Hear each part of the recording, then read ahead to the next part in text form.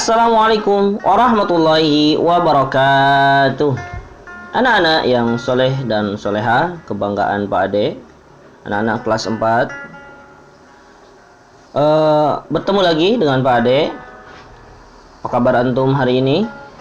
Alhamdulillah, luar biasa, Allahu Akbar, yes. Baik, anak-anak yang soleh dan soleha, untuk suplemen kali ini, materi rendah hati, kita akan mengupas sedikit kisah sahabat Nabi bernama Rabi'ah bin Ka'ab, sahabat yang rendah hati. Bagaimana kisahnya? Kita dengarkan. Di usia muda, jiwanya sudah cemerlang dengan cahaya iman. Hatinya dipenuhi pengertian dan pemahaman tentang Islam. Pertama kali berjumpa dengan Rasulullah SAW, ia sudah jatuh cinta dan menyerahkan seluruh jiwa raganya menjadi pendamping beliau kemanapun beliau pergi. Rabi'ah bin Ka'ab selalu berada di sampingnya. Ini maksudnya Rabi'ah ini seorang ikhwan, ya, berarti dia itu menjadi sahabat setianya Nabi SAW. Rabi'ah melayani segala keperluan Rasulullah SAW sepanjang hari hingga habis waktu Isya yang terakhir. Bahkan lebih dari itu, ketika Rasulullah hendak berangkat tidur, tak jarang Rabi'ah mendekam berjaga di depan pintu rumah beliau di tengah malam. Ketika Nabi SAW bangun untuk melaksanakan sholat, seringkali ia mendengar beliau membaca Al-Fatihah dan ayat-ayat Al-Quran.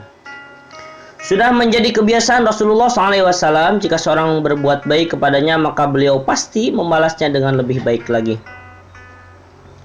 Yang dalam Al-Quran, hal jazaul ihsan illal ihsan. Maka balasan yang baik itu dibalas dengan balasan yang baik pula. Begitulah beliau membalas kebaikan Rabi'ah dengan kebaikan pula. Pada suatu hari beliau memanggilnya seraya berkata, "Wahai Rabi'ah bin Ka'ab, katakanlah permintaanmu, nanti kupenuhi." Setelah diam sejenak, Rabi'ah menjawab, "Ya Rasulullah, berilah saya sedikit waktu untuk memikirkan apa sebaiknya yang akan kuminta. Setelah itu akan kuberitahu kepada Anda." "Baiklah kalau begitu," jawab Rasulullah SAW. Rabi'ah bin Ka'ab adalah seorang pemuda miskin, tidak memiliki keluarga, harta, dan tempat tinggal. Ia menetap di Sufatul Masjid, emperan masjid, ya, Ahlus Sufah berarti, bersama-sama dengan kawan senasibnya, yaitu orang-orang fakir dan dari kaum muslimin. Masyarakat menyebut mereka duyuful Islam, tamu-tamu Islam. Bila ada yang memberi hadiah kepada Rasulullah, maka biasanya beliau memberikannya kepada mereka. Rasulullah hanya mengambil sedikit saja. Dalam hati, Rabi'ah bin Ka'ab ingin meminta kekayaan dunia agar terbebas dari kefakiran. Ia ingin punya harta, istri, dan anak seperti para sahabat yang lain. Namun, hati kecilnya berkata, "Celaka engkau, wahai Rabi'ah bin Ka'ab. Kekayaan dunia akan lenyap. Mengapa engkau tidak meminta kepada Rasulullah agar mendoakan kepada Allah kebajikan akhirat untukmu?" Hatinya mantap dan merasa lega dengan permintaan seperti itu. Kemudian dia datang kepada Rasulullah dan berkata, "Wahai Rasulullah, saya memohon agar engkau mendoakan kepada Allah agar menjadi temanmu di surga." Agak lama juga Rasulullah SAW terdiam. Sesudah itu barulah beliau berkata, "Apakah tidak ada lagi permintaanmu yang lain?" "Tidak ya Rasulullah, tidak ada lagi permintaan yang melebihi permintaanku," jawab Rabi'ah bin Ka'ab. Mantap. "Kalau begitu, bantulah aku dengan dirimu sendiri, perbanyaklah sujud," kata Rasulullah SAW. Nah, jadi ini kita kalau ingin bersama Rasulullah SAW di surga, berarti perbanyaklah sujud. Ya, dengan cara apa? Dengan cara banyak sholat. Kerjakan sholat tepat waktu, kerjakan sholat-sholat sunnahnya, qobliyah, ba'diyah. Kemudian kerjakan sholat duha, kerjakan sholat tahajud, kerjakan sholat-sholat yang lainnya. Karena itu memperbanyak sujud, insya Allah nanti kita akan sama dengan sahabat Rabi'ah bin Ka'ab bersama Rasulullah SAW di surga. Ya. Sejak itu Rabi'ah bersungguh-sungguh beribadah agar mendapatkan keuntungan menemani Rasulullah di surga, sebagaimana keuntungannya melayani beliau di dunia. Tidak berapa lama kemudian Rasulullah SAW memanggilnya. "Apakah engkau tidak hendak menikah, hai Rabi'ah?" tanya beliau. Maka jawab Rabi'ah, "Saya tidak ingin ada sesuatu yang menggangguku dalam berkhidmat kepada Anda ya Rasulullah. Di samping itu, saya tidak punya apa-apa untuk mahar kawin dan untuk kelangsungan hidup rumah tangga," jawab Rabi'ah. Rasulullah diam sejenak. Tak lama kemudian beliau memanggil Rabi'ah kembali seraya bertanya, "Apakah engkau tidak hendak menikah ya Rabi'ah?" Dan Rabi'ah kembali menjawab seperti semula. Hingga ketiga kalinya Rasulullah memanggil dan bertanya serupa. Rabi'ah menjawab, "Tentu ya Rasulullah, tapi siapakah yang mau kawin denganku? Keadaanku seperti yang Anda maklumi." Maka Rasulullah menjawab, "Temuilah keluarga fulan.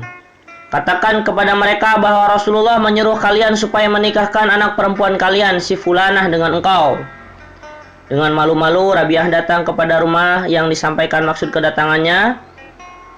Kemudian tuan rumah menjawab, "Selamat datang ya Rasulullah dan selamat datang utusan Rasulullah. Demi Allah, utusan Rasulullah tidak boleh pulang kecuali setelah hajatnya terpenuhi."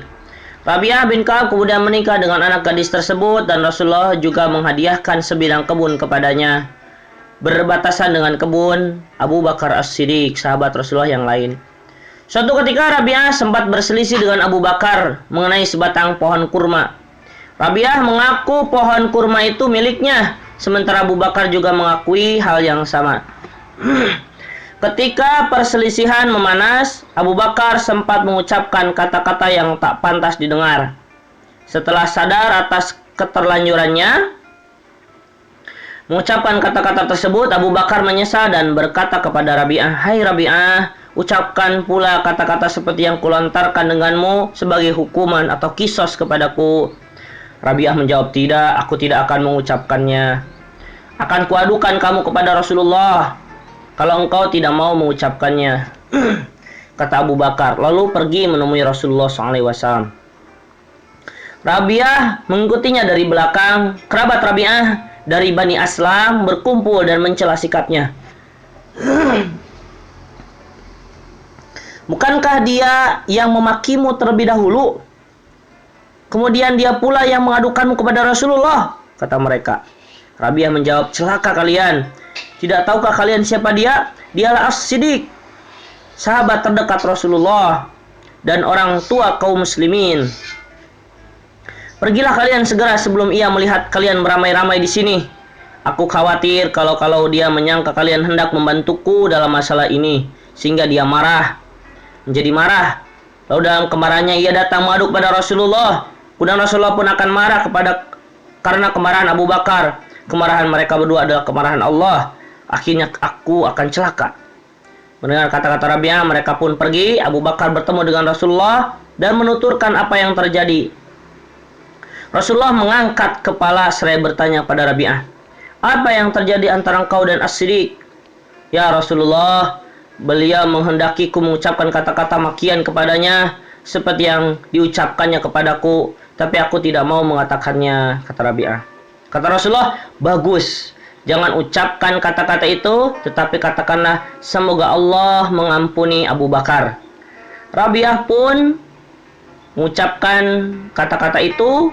Mendengar kata-kata Rabi'ah, Abu Bakar pergi dengan air mata berlinang sambil berucap, "Semoga Allah membalasmu dengan kebaikan, wahai Rabi'ah." Mereka pun hidup rukun kembali. Cerita ini disadu dalam situs republika.co.id. Anak-anak yang soleh dan soleha, itu sekiranya tentang kisah Rabi'ah bin Ka'ab yang memiliki kerendahan hati, ya, menjadi sahabat yang mulia, yang senantiasa berbakti kepada Rasulullah SAW.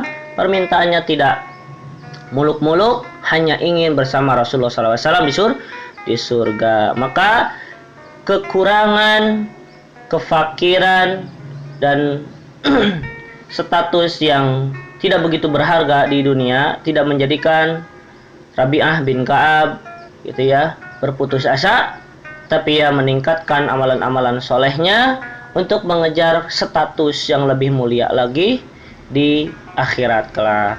Nah, ini pelajaran yang bisa kita ambil dan mudah-mudahan kita bisa mengamalkannya di dunia ini dan kita bisa meniru kebaikan-kebaikan para sahabat yang mulia. Anak-anak yang soleh dan soleha, begitu ya untuk pelajaran suplemen PAI ya, materi rendah hati. Mudah-mudahan bermanfaat bagi kita. Wallahu a'lamu bishawab. Assalamualaikum warahmatullahi wabarakatuh.